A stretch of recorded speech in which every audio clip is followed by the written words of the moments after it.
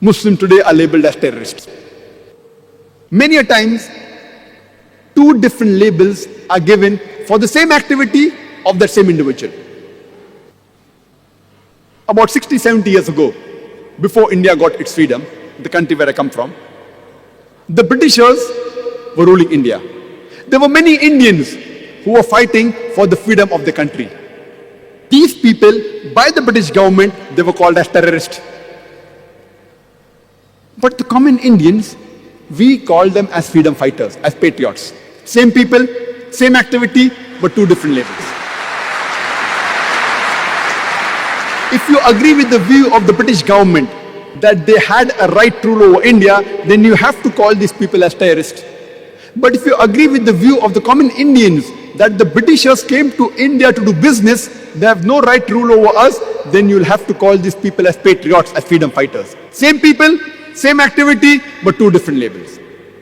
And such examples, you can give multiple such examples in world history. A Dai should know, if there are many examples, which example should you use where, so that he understands. Because Quran says in Surah Al-Imran chapter 3 verse 64, "Ta'alaw ila kalmatin sawa'in bainana bainakum." Come to common terms as us and you. The moment the Indians, when they call Muslim terrorists, and when I give this example, then they understand the picture better. 2 months back I was in UK, after the bomb blast, after 7th of July. There's supposed to be a grand conference. Tony Blair, Jack Straw was supposed to come. Last moment, they didn't come. But the chief of police was there, the mayor was there. And there also I used example, but my examples were different. I said that in the 18th century, we know of the American Revolution. The Britishers were ruling America. There were many Americans who were fighting for the freedom. In 1776, they got the freedom.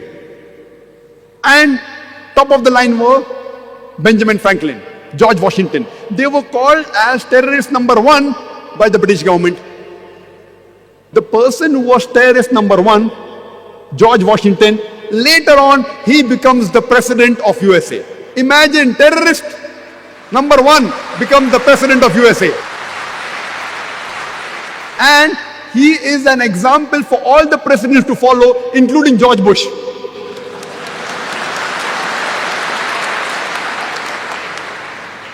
This is media. Terrorist number 1 becomes the president of the country which we look up upon. USA! USA's name comes most advanced country in the world. Who was the person who was the first president? A terrorist.